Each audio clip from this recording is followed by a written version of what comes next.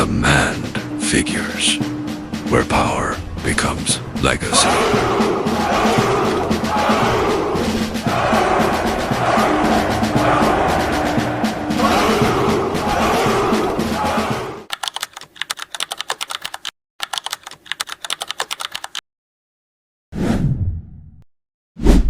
Hello, we are back here with command figures. It is good to be back. And today, we are tackling a figure so monumental that his name, well, it literally became the title for emperor in languages all over the world. Kaiser. Tsar.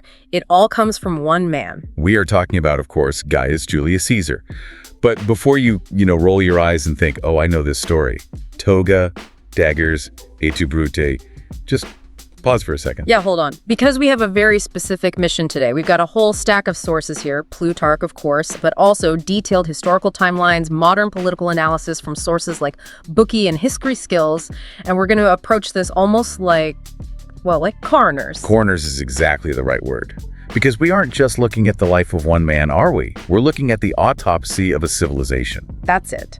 The goal here is to trace the chronological timeline of Caesar's life, step by step, to really understand the mechanics of a collapse. How does a republic system built specifically to prevent one man rule just dissolve into an empire? And we tend to view history through this, great man lens, that Caesar came along, he was this singular, ambitious force, and he broke the system. Right, like he was an earthquake. Exactly. But looking at the first chapter of the Bookie analysis in our source pile, that seems way too simple. It suggests Rome was already fracturing long, long before Caesar ever even thought about crossing the Rubicon. It was shattering. I like to think of it this way. If you drop a glass vase on the floor, it breaks. If you then step on a shard and cut your foot, you can't really blame the shard for the fact that the vase was already broken. And Rome in the 1st century BCE was that broken vase. Absolutely. The whole socio-political landscape was just incredibly volatile. You had this very small, very tight-knit aristocratic elite, the optimates they call themselves, and they were dominating all policy. And they weren't governing for the good of the state? No, they were governing to beat their personal rivals. State policy was just a weapon in their private feuds. It's like, imagine running a country based on who you sat with at lunch in high school. It sounds like high school cliques, but with armies and the fate of millions at stake. And vastly higher stakes. And then you have this socioeconomic disparity, this massive gap between the rich and the poor, and it was just widening like a chasm. You had the urban poor in Rome living in, squalor. In these rickety apartment blocks. Total squalor. And at the same time, you had disenfranchised soldiers coming back from years of fighting for Rome, only to find their little family farms had been bought up by some wealthy senator's massive estate. So you've just created this massive, massive reservoir of resentment. You have. It's just fuel waiting for someone to come along who knows how to light a match. And the violence was already there. Yeah. It wasn't theoretical. Our outline mentions the social war and the slave uprisings. Right. These weren't small incidents. The social war from 91 to 88 BCE, that was a brutal, full-scale conflict between Rome and its own Italian allies over the simple right to be called a citizen. It nearly tore Italy apart. And Spartacus. The Spartacus uprising. That wasn't just a glitch in the system. That was a terror that struck at the absolute heart of the Roman economy, which, let's be clear, ran on the backs of enslaved people. It showed how vulnerable the whole structure was. But there is one specific structural failure that the sources all seem to highlight, and I want to double-click on this because it feels like the smoking gun for everything that comes after. I know what you're going to say. The shift in military loyalty. This is it. This is the critical pivot point of the entire late Republic. A few decades earlier, a general named Marius had reformed the army. The Marian Reform. Yep. He started recruiting soldiers from the proletaria, the landless poor. Now, think about who these guys are. They don't have a farm to go back to. Their entire livelihood, their pay, their share of the loot, and most importantly, their retirement plan. A nice plot of land, all of it depended on one person. Their general. Their general. So they stopped being loyal to this abstract idea of the Senate and people of Rome, SPQR, and started being intensely personally loyal to the guys signing the checks and leading them into battle. That's a terrifying shift. You don't have a national army anymore. You have private warlords, each with a hardened, loyal, professional fighting force at his command. And into this chaotic, crumbling, dangerous world enters Julius Caesar. So let's move to phase 1, the ascent. Who is this guy? Where does he come from? He was born in 100 BC. And looking at his family tree, he isn't exactly a man of the people, is he? Not by a long shot. Not by blood, no. He was born into the patrician Julian clan, the gens Julia. This is an ancient family.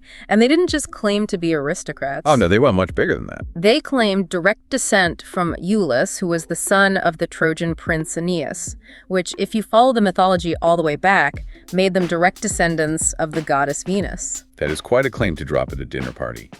Pass the wine, and by the way, my great-great-great-grandmother was the goddess of love. It certainly helps with the personal branding, doesn't it? But despite the noble name and the divine connections, his early life was incredibly precarious. He grew up during the Sulla crisis. We need to spend a moment on Sulla, because I feel like he's the bogeyman of this whole story. He's the nightmare that wakes Caesar up at night. Lucius Cornelius Sulla. He is the dictator before the dictator. Sulla was a general who did the unthinkable. He marched his own army on Rome to seize power and purge his enemies. And he did it to restore the power of the Senate. And he instituted the proscriptions, which sounds kind of clinical, but they were. They were state-sanctioned hit lists. If your name was on one of Sulla's lists, posted in the forum for everyone to see, any citizen could kill you on sight and claim a reward from the state. And your property was confiscated. Your sons and grandsons were barred from public office forever. It was a reign of terror designed to wipe out the opposition. Now look at Caesar's position in all this. His aunt was married to Gaius Marius, Sulla's archenemy. And Caesar himself was married to Cornelia, who was the daughter of Cinna, another one of Sulla's major enemies. So he is walking around with a giant neon red target on his back. A huge one. And Sulla knew it. He actually summoned the young Caesar, who was just a teenager, and gave him a direct order. Divorce your wife, Cornelia. It was a loyalty test. A simple, brutal test. Divorce the daughter of my enemy, prove you're with me, and you get to live. This is where we see the first glimpse of who Caesar really is, right? Mm-hmm. He's a kid, barely in his 20s, facing down the most terrifying man in the world. And he says no. He flat out refused to divorce his wife, knowing full well it could cost him his head. And the consequences were immediate. He was stripped of his fortune, his inheritance, his priesthood. Everything. He had to flee Rome in the middle of the night. He was basically a fugitive, moving from safe house to safe house in the hills, sick with a fever, bribing Sulla's headhunters to look the other way when they found him. It's an absolute miracle he survived that. He only survived because his mother's family, the Aureli, had some connections to Sulla's circle. They and the Vestal Virgins begged for his life, and Sulla eventually granted it, but he allegedly said something absolutely chilling. He told them, "In this loose skirt boy, I see many Mariuses." He recognized the ambition, the danger, the sheer force of will in Caesar before anyone else did. Loose skirt refers to the way he wore his toga, right? A bit sloppy, a bit fashionable. A bit unconventional, yeah. It was the sign of a dandy, maybe a playboy. Sulla saw straight past the fashion to the steel underneath. He saw the threat. So Caesar survives the purge. But he can't just hang around Rome, it's too dangerous. What does he do next? He does what ambitious young men did. He joins the army, he ships out to the provinces, to Asia and Cilicia. And this is crucial, he's not just some officer's kid.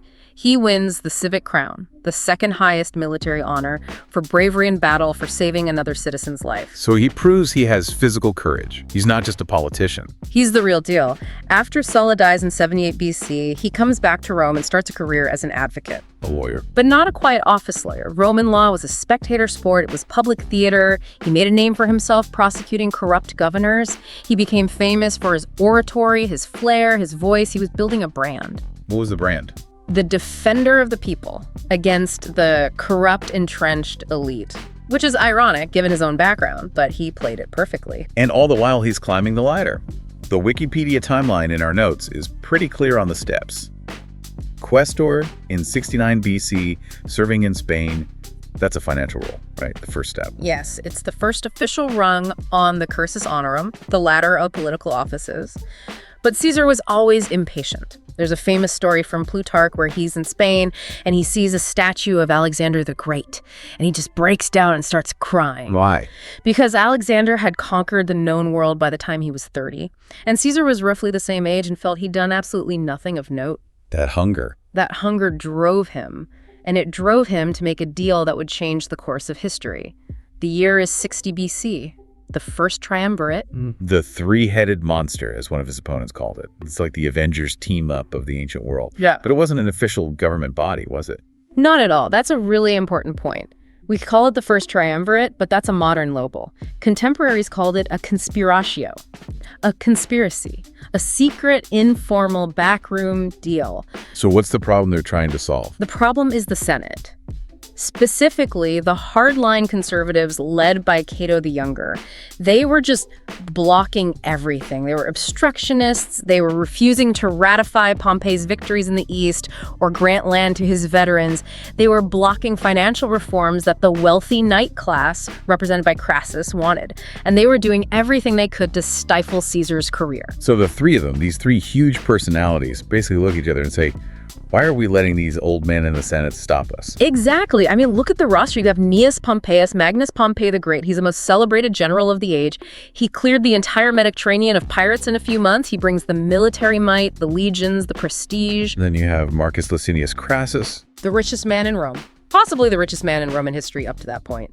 He made his fortune in real estate, some of it by questionable means during Sulla's prescriptions. Yeah. He provides the financial backing, the cash. And then there's Caesar, who at this point is definitely the junior partner. Oh, for sure. He's the up-and-comer. But what he brings is the political genius, the incredible energy, and his popularity with the common people, the mob in Rome. He's the face of the operation. So they form this alliance, and in 59 BC, with their combined backing, Caesar becomes consul. He does. And this consulship, it was not a model of bipartisan cooperation. It was a bulldozer. What happened? His co-consul was a man named Bibulus, a conservative ally of Cato. Caesar basically ignored him. He tried to have his proposals read in the assembly, and Caesar's supporters dumped a bucket of dung on Bibulus's head in the middle of the forum. A bucket of dung. A bucket of dung. After that, Bibulus was so intimidated, he just hid in his house for the rest of the year, issuing proclamations that the omens were bad. Caesar effectively ruled as sole consul. So he just steamrolled the opposition. He did.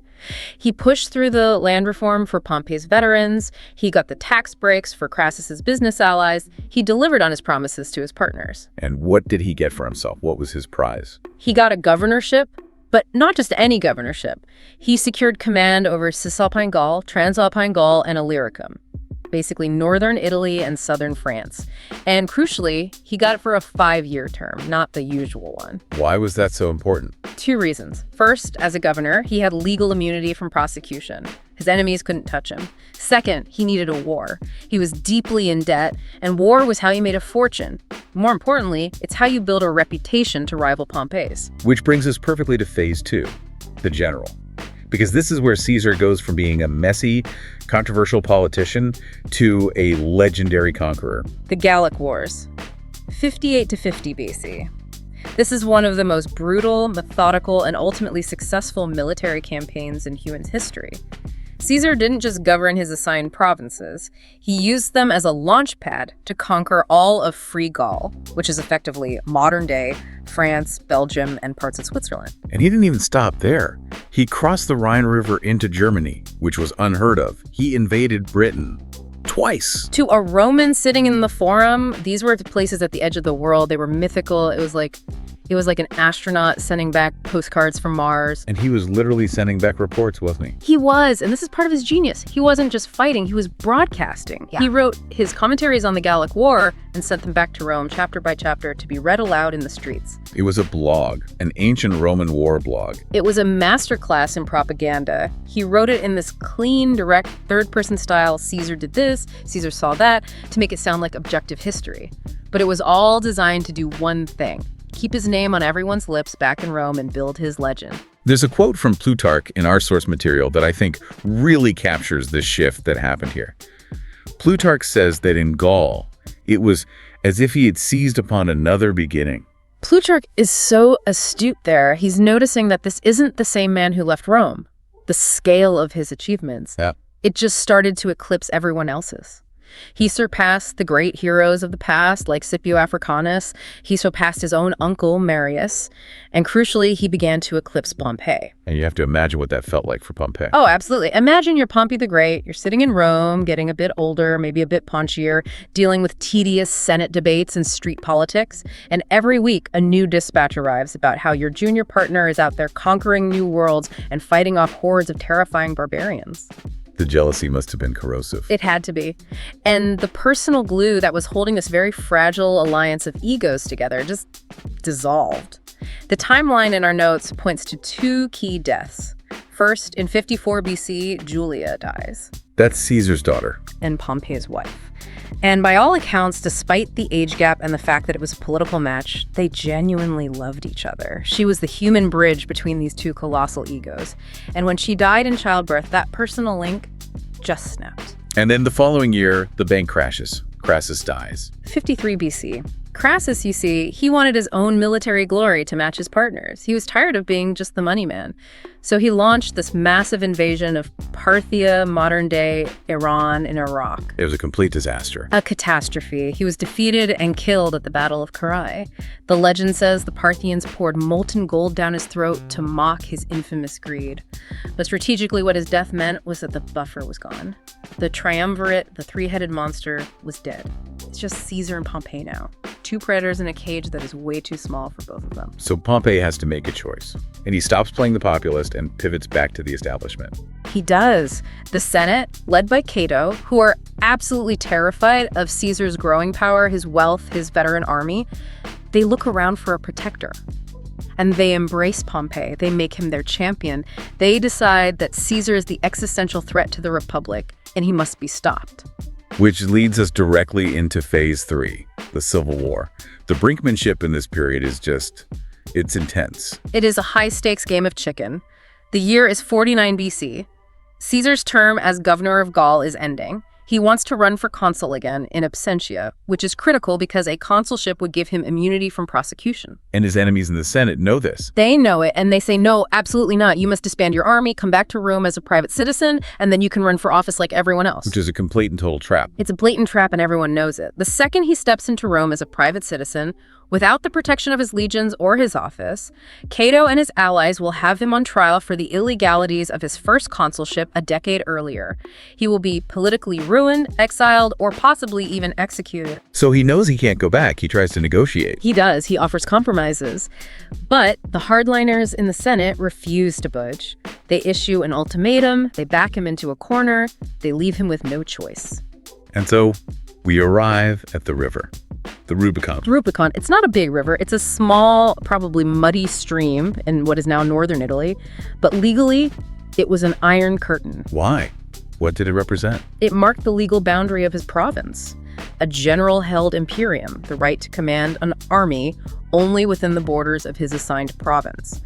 If you step across that river into Italy proper with your army still under arms, that is an act of treason. It is a declaration of war on the state. The famous line is, Alea iacta est, the die is cast. Right. But what the sources really focus on isn't just the decision, but the speed of the action that followed. Speed was Caesar's superpower. Always. He didn't wait to assemble his whole massive army from Gaul. He took a single legion, the 13th Legion, and crossed in the middle of winter in January of 49 BC. And he moved so fast down the Italian peninsula that the Senate was caught completely, utterly off guard. They expected him to dither, or to posture, or to gather more troops up north. Instead, he was suddenly at the gates of the next town, and the next. City after city just opened its gates to him. Pompey and the Senate. They panicked. They realized they hadn't prepared. They couldn't defend Rome. So they fled. They packed up the treasury and they fled. Just picture that for a moment. The legitimate government of the world's only superpower abandoning the capital city in a panic. That must have been a massive psychological blow. Huge. Caesar entered Rome without a single fight. But the war wasn't over. Not even close. It was a world war. It spanned the entire Mediterranean, Spain, North Africa, Greece. But the final, decisive showdown between the two great rivals happened a year later. Pharsalus, in Greece, 48 BC. This is the heavyweight title fight, Caesar versus Pompey. And on paper, Pompey should have won this. He absolutely should have. He had more men, almost double the infantry. He had a much larger cavalry force. He controlled the seas, so he had the better supply lines. But Caesar had one thing Pompey didn't. The loyalty of his troops. An unbreakable loyalty. These were the men who had fought with him for nearly 10 years in Gaul. They were a hardened, veteran killing machine. And Caesar was a better tactical general. He outmaneuvered Pompey, his line held, and Pompey's army just collapsed. It was a total rout. And Pompey runs. Again. This time he flees to Egypt. And what happens next is a tragedy that feels like it belongs in a Shakespeare play. It really does. He fled to Egypt because he thought he would find sanctuary there. Rome had been a patron to the Ptolemaic dynasty. He thought the young boy king, Ptolemy III, would help him. But the king's advisors had other ideas. The king's advisors, a group of eunuchs and bureaucrats, did the cold calculation. They saw that Caesar had won the war. They thought if they did Caesar a favor, he would be grateful. And the favor was killing Pompey. So as Pompey the Great, conqueror of the East, steps off his little boat onto the shore of Egypt, he is stabbed to death in the surf while his wife and children watch from the ship. It was a pathetic, dishonorable end. And when Caesar arrives a few days later in pursuit, they present him with a gift. Pompey's head, pickled in a jar, and his signet ring. They expected him to be thrilled. And he wasn't. He was furious. The sources all say he wept. He turned away in disgust. Pompey was his rival, yes. He was his enemy in a civil war.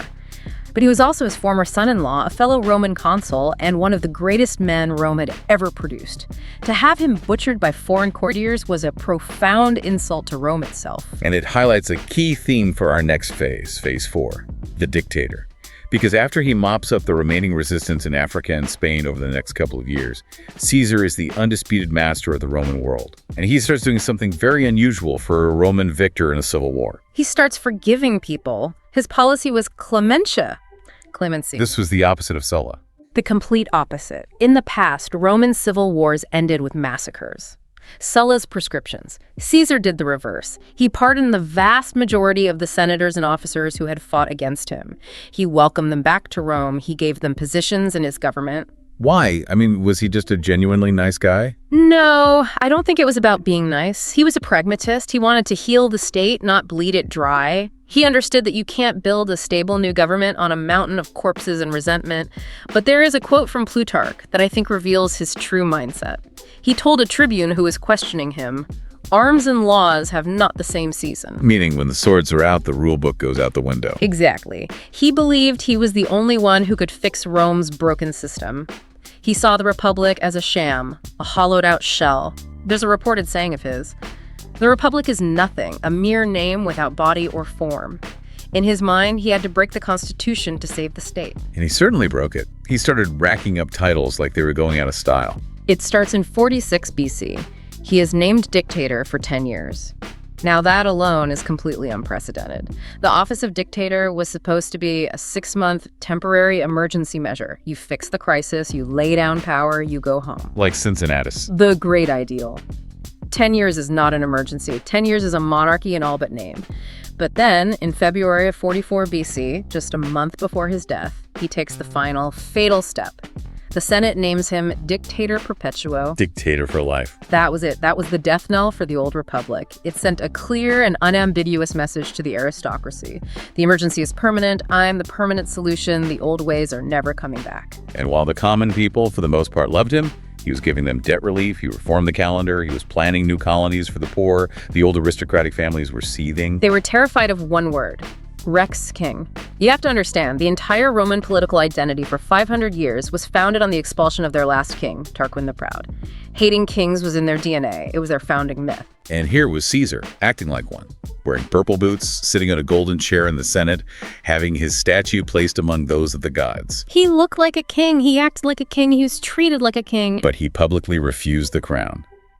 The Lupercalia Festival, February 15th, 44 BC. This is one of the most famous scenes in his life. It is pure political theater, and we don't know who wrote the script. The scene is this. It's a public festival. Mark Antony, his loyal right-hand man, runs up to Caesar, who is sitting on his golden throne, and offers him a diadem. Which is not a big spiky crown, it's more like a white ribbon, right? A symbol of royalty. A Hellenistic, kingly symbol. Antony offers it to him. Caesar pushes it away. The crowd, who've been planted there, cheer. Antony offers it to him again. Caesar refuses it again, more dramatically this time. The crowd goes absolutely wild with applause for his refusal. So on the surface, he passed the test. He showed he had no kingly ambitions. Or did he? The sources are very cynical about this. It looked staged. It looked like he was testing the waters to see if the crowd would accept it if he took it. The very fact that the charade even happened made the senators paranoid. They felt he was mocking them, playing with them. And that paranoia, that fear, is what finally births the conspiracy. Which brings us to phase 5, the Ides of March. And this wasn't just a few disgruntled guys in a dark alley. The sources say there were over 60 senators involved in the plot. And the leaders are absolutely fascinating characters. You have Gaius Cassius Longinus, who seems to be driven more by personal bitterness. He had a grudge against Caesar. He did. He was the angry, practical engine of the conspiracy. But then you have the other leader, Marcus Junius Brutus. The man with the most famous and most cursed last name in Roman history. His distant ancestor, Lucius Junius Brutus, was the man who, according to legend, expelled the last king of Rome 500 years earlier. The name Brutus was synonymous with liberator. It was written into his genetic code. And Caesar loved Brutus. He had pardoned him after Pharsalus, he'd give him high office, he treated him like a son. Agonizingly so. There was even gossip that Brutus was his illegitimate son from an old affair, though the timeline makes that a bit tricky. For Brutus, this was a terrible choice. He had to choose between his personal loyalty and affection for the man who had been a father figure to him, and his duty to the abstract concept of Republican liberty. He chose liberty. He chose liberty, and he provided the moral legitimacy the conspiracy desperately needed. Without Brutus, it's just a gang of jealous senators murdering a rival. With Brutus, it becomes tyrannicide, a noble act. So March 15th, 44 BC, the Ides. It's a Senate meeting. But not in the traditional Senate house, which was being rebuilt after a fire. The meeting was being held in a hall attached to the theater of Pompey. The irony is already just dripping from the walls. He's going to be killed in a building built by his great rival. It's unbelievable. And Caesar had been warned. The soothsayer, Spurina, had famously told him, "Beware the Ides of March." His wife, Calpurnia, had terrible nightmares the night before and begged him not to go. And he almost didn't. He almost stayed home. But Decimus Brutus, who was another one of the conspirators that he trusted, came to his house and basically mocked him for listening to a woman's dreams and persuaded him to go to the Senate. So describe the moment he arrives. He enters the hall and sits on his golden chair. The conspirators crowd around him, using the excuse of presenting a petition to get one of their exiled brothers recalled. It's a pretext to get close without alerting anyone. And then the signal. One of them, Tullius Cimber, grabs Caesar's toga and pulls it down from his neck. That's the signal. Caesar shouts, "Why? This is violence!" And the first blow is struck. By a man named Casca. It's a glancing wound to the neck or shoulder. Caesar is a fighter. He reacts instantly. He catches Casca's arm and stabs it with his stylus, the sharp metal pen he used for writing. But then the dam breaks. They all swarm him, pulling out daggers they had hidden in their robes. 23 times. It was a frenzy. It was a butchery, not a clean execution. In their panic, they were accidentally stabbing each other. It was chaos. Caesar fights back, trying to defend himself until he sees him. He sees Brutus. He sees Marcus Brutus, his protege, his friend, standing there with a bloody dagger. And the line, "Et tu, Brute? You too, Brutus." That's the Shakespearean version, the cultural echo. The historical accounts are a bit different. Suetonius, one of our main sources, says he said nothing at all. He just saw Brutus, gave up, and pulled his toga over his face to die with some dignity. Another source says he spoke in Greek. Right, kai su tenon, which means you too, child. Whatever he said or didn't say, the feeling is the same. The betrayal broke his will to fight. And he falls. He stumbles and falls at the base of the massive statue of his dead rival, Pompey. His blood soaks the feet of the statue. It is the ultimate terrible poetic justice. It was as if Pompey himself was presiding over the death of the man who defeated him. So the tyrant is dead. The conspirators, they literally wash their hands in his blood, they smear it on their arms and daggers, and they run out into the forum, shouting, "Libertas! Freedom!" They think the people of Rome are going to cheer. They think they're going to be hailed as heroes, that they'll be thrown a parade. Which brings us to phase 6, the consequences. Because the conspirators made a fatal miscalculation. A colossal miscalculation. They completely misunderstood the political reality of Rome. They forgot that outside the bubble of their aristocratic Senate chamber, Julius Caesar was a hero. Exactly. To the common people, to the soldiers, Caesar was their champion. The senators were the corrupt landlords and the greedy debt collectors. So when the assassins came out shouting freedom, the city didn't celebrate. It went into a stunned, terrified silence. And the liberators found themselves isolated, having to take refuge on the Capitoline Hill. They were suddenly very scared. And then comes the funeral. This is Mark Antony's moment to shine. They made the mistake of allowing a public funeral. A huge mistake. Antony gets up to give the eulogy. He starts off cleverly, saying he comes to bury Caesar, not to praise him, as Shakespeare put it. But he slowly, masterfully whips the crowd into a frenzy of grief and anger. But the real killing blow wasn't the speech, it was the reading of the will. What was in Caesar's will? Caesar knew his audience, even from beyond the grave. He left a substantial cash gift, 300 sesterces, to every single citizen living in Rome. That's a huge amount of money for a poor person. It's life-changing. And as if that wasn't enough, he donated his lush private gardens across the Tiber River to the people as a public park forever. Just imagine that. You're a citizen in the crowd, you're standing there listening to the will of the man who was just murdered by the aristocracy as a tyrant, and you realize he just gave you a small fortune and a beautiful park for you and your kids to enjoy. It destroyed the conspirators' narrative instantly. They weren't liberators, they were a bunch of rich, greedy murderers who killed the people's greatest benefactor. And the crowd rioted. They went insane. They tore up the benches and tables in the forum to make a makeshift funeral pyre for Caesar's body right there on the spot. They grabbed flaming torches and burned down the Senate House. Brutus and Cassius had to flee the city for their lives. So instead of saving the Republic, the assassination plunged it into another, even worse round of civil war. The worst one yet. A new alliance forms. A second triumvirate. This time it's Mark Antony, a general named Lepidus, and a surprising new player. A sickly, unknown 19-year-old named Octavian. Caesar's grandnephew. And in his will, his adopted son and primary heir. Octavian, the kid who would become Augustus. And this triumvirate wasn't a secret backroom deal like the first one. This was an official state-sanctioned death squad.